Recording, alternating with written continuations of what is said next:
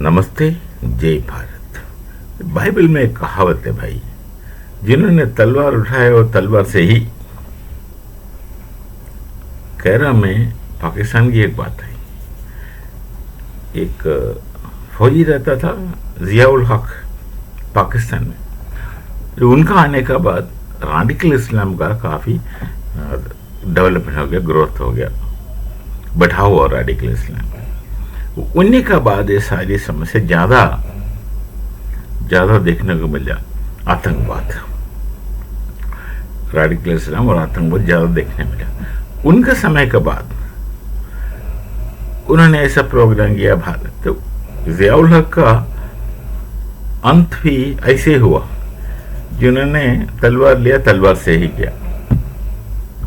वो उनका जहाज लेकर के जैसे वो टेक ऑफ किया, बस जैसे ऊपर पहुंच गया, शायद किसी ने मिसाइल लगाया होगा, कुछ और लगाया, अगर आप जाने पता नहीं, उन्हीं का पता होगा, इन्वेस्टिगेशन वही लोग किया। पर वो तो बस जैसे टेक हुआ एकदम ऊपर चले गया।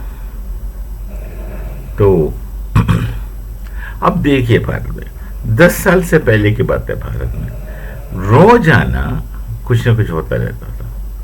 देखिए कहाँ कहाँ क्या क्या अटैक, इस हद तक कि भारत का पार्लियामेंट के ऊपर अटैक किया। ये जरा सोचिए, एक राष्ट्र है, विशाल राष्ट्र है, बड़ा राष्ट्र है, पुराना राष्ट्र है, उनका संसद में, पार्लियामेंट में बंदे बंदूक लेके जाकर घुसा और जहाँ जो नजर आए उस पर गोली निकाला, गोली उतारा।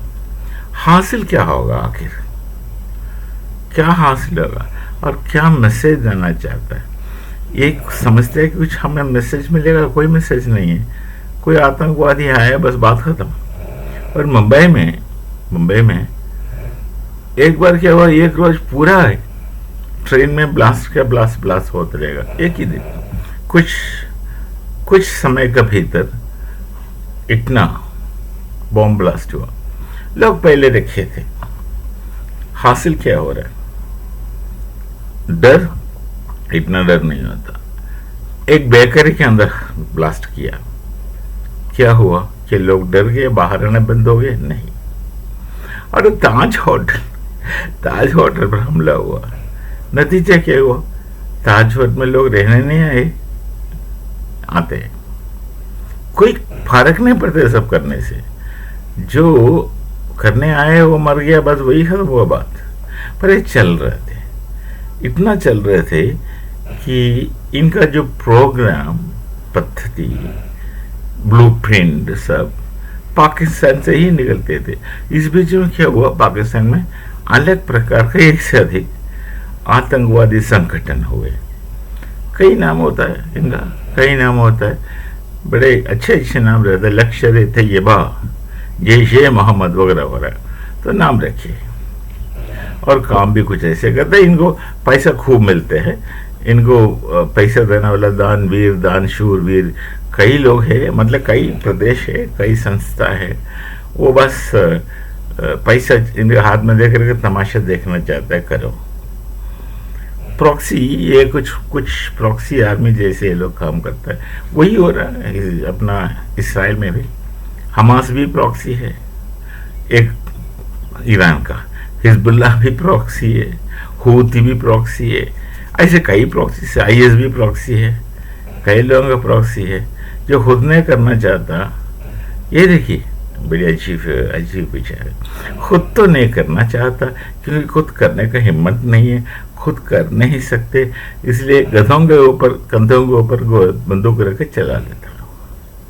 गहरे लोग होता है जो मरने के बाद के जीवन के बारे में सोचते हैं, इसलिए मरने के लिए तैयार होता है। क्योंकि उन्हें इतना यकीन है, इतना विश्वास है कि मरने के बाद बस वो सारी सुविधाओं के साथ रहेगा। जो सुविधा इस धरती में मना है, इस धरती में कर नहीं सकते, उसका विरोध किया है कई कानून ने, वो सारी चीज खुला मिलेगा आपको मरने के बाद। तो मरने के लिए बड़ा इच्छुक होते हैं लोग, जितना जल्दी मरे अच्छा है, क्योंकि उन्हें पूरा विश्वास है। थोड़ा बहुत सोचने का क्षमता इनमें नहीं है। जो होता तो पागलपन नहीं करते। जो जिंदगी मिला उसे कोई ऐसे स्वाहा बोल का आहुति नहीं करते उसके। छोड़िए, तो इनके पल्ले नहीं पड़ने वाला बात है। ये ऐसे बनाया गया है इनका साइकी दिमाग, तो ऐसे ही होगा। अब देखिए, तो आतंकवादी के एक स्वभाव है, कॉमन स्वभाव है, वो भारत में आकर आतंक मचा के चले जाता है, पाकिस्तान में चले जाता है, और पाकिस्तान इनके लिए सुरक्षित जगह होते थे, होता भी है। अब पिछले 10 साल में कुछ कुछ बदलाव आ गया। एक तो ये जितना भी आतंकवादी यहाँ हीरो थे, मतलब पाकिस्तान के हीरो थे, यहाँ आतंकवाद मचाते थे, उनका उम्र हो गया, बूढ़े हो गए, एक बात। और दूसरी, जो अज्ञात व्यक्ति ने कई लोगों को गोली से उड़ाने लगा, अलग बात है। और आजकल ये पाकिस्तान में सुरक्षित नहीं रहा। ये ओसामा बिन लादेन का स्थिति से ही, ओसामा बिन लादेन का केस जो होता है उसी समय से ही ये सुरक्षित नहीं है। अब कई आपको पास न्यूज़ आता है, जो अज्ञात गनमैन किसी फलाने को गोली से उड़ाया, फलाने का गोली से उड़ाया। अब देखिए, तो इसमें पाकिस्तानी मीडिया ये कहा था कि ये पूरी के पूरे भारत का साजिश है। अरे भैया, साजिश का कोई ज़रूरत नहीं है असल में, क्योंकि अब देखिए यूएस का केस है, कोई भी एक designated terrorist, UN designated terrorist, उनके सर पर इतना डॉलर दाम रखा, तो पाकिस्तान में ऐसे ही अनेक छोटे मोटे आतंक संगठन है जो पैसे के लिए इन्हें कैसे कैसे उठाएगा। हमें कुछ करने की ज़रूरत नहीं। तो यदि कोई भी आतंकवादी को निशाना बनाना है, हमें कुछ करने की ज़रूरत नहीं, बस उसके सर पे इतना पैसा रखो। करने वाला वॉलंटियर्स बहुत है, स्वयं आ जाएंगे, क्योंकि वहाँ बहुत रकम होता है उनके लिए ये पैसा।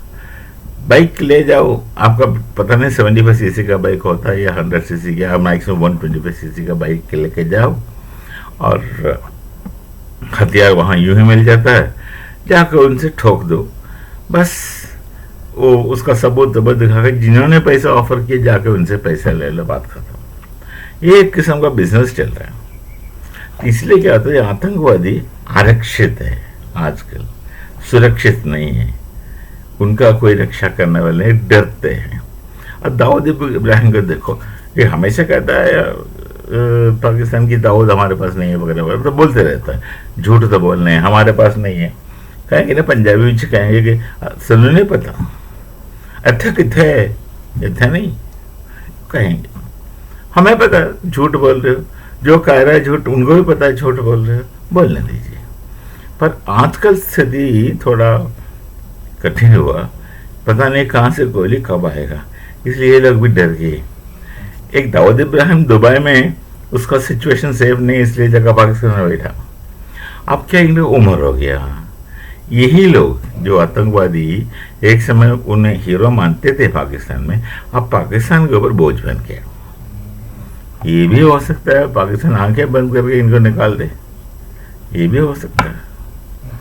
उन्होंने खुद इनको मार दिया, मार भी सकता है, क्योंकि बोझ बनकर बैठा है, इनसे कुछ काम नहीं है। अभी इस बीच में होता है क्या, पाकिस्तान का भी रजीम चेंज होता है। जो लोग इन्हें पनाह दिया वो तो नहीं है, या तो उन्हें मारा गया या तो अभी नहीं है, सत्य में नहीं है। नए नए लोग आता है, नया नया सोच विचार लेकर के, वो समझेगा भाई इस सड़े बूढ़े को क्यों रखे इधर, नई लोगों को लेके आए ना, जिनमें जवानी है, जोश ज़्यादा है, तो इन्हें ठोक देंगे। तो आप ही लोग करते होंगे वहाँ, क्योंकि बोझ बन के बैठा, सरदर बन के बैठा, इनको पूरा करना पड़ेगा है? और हीरो बन के बैठे, एक ज़माने का हीरो थे, अभी ज़ीरो बन गया। ये सारी आतंकवादी का प्रॉब्लम है। तो जितना आतंकवादी है, जो क्या बोलते हैं उसको, टाइम आउट हो गया, एक्सपायरी हो गया, उनका समय का एक्सपायरी हो गया, उन्हें पाकिस्तान का ही जो लोग है, जो चीज़ें संभालते हैं, उन्होंने उसको एराइज करेंगे, भाई ख़त्म हो गया तुम्हारा इनिंग्स, ख़त्म हुआ, चलो आउट, जाकर बैठ जाओ पवेलियन में। ये भी करते होंगे, या उसका सर पर इतना पैसा रखा, तो वॉलंटरी आतंकवाद बहुत रहता है, छोटे मोटे काम से बहुत पैसा मिलता है, वो भी हो सकता है। हमें इतना भारी सोच प्लानिंग करके वहाँ आके इनकम बनाने का कोई ज़रूरत नहीं, हमें कुछ करना नहीं है, करने वाले वहाँ मिल जाएंगे। तो ये मत सोचो भारत का साजिश है भाई, आपके लिए हम बहुत बड़े हैं इसलिए आप साजिश के बारे में सोच सकते हैं। हमारे तो आंखों में आप कुछ भी नहीं है, छोटा सा जगह है, हमारा एक प्रांत से भी छोटा है, हमारे एक प्रांत का आमदनी से भी कम है आपका आमदनी। हम इतना आपको सीरियसली नहीं लेते। हम क्यों ले सीरियसली? आप समझते, एक तो आप खुद संपूर्ण नहीं है, आप में मुल्तानी नहीं है, ये नहीं है, वो नहीं है, पठान आपके साथ नहीं है, सिर्फ केवल डुप्लीकेट पंजाबी रहा। हम आप परवाह क्यों करें?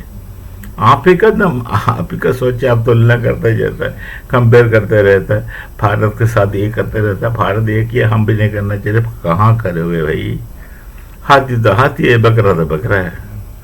इतना भी सोचिए, हमें आगे कुछ करने का जरूरत नहीं, हमें साजिश करने का भी जरूरत नहीं है। ये कुछ नहीं है, आप ही के लोग करते होंगे, चलो मिलते, थोड़ा सोच विचार ठीक से सोचो, सुखी रहेगा, गलत फहमी में मत बैठो। नमस्ते, जय भारत, जय श्री राम।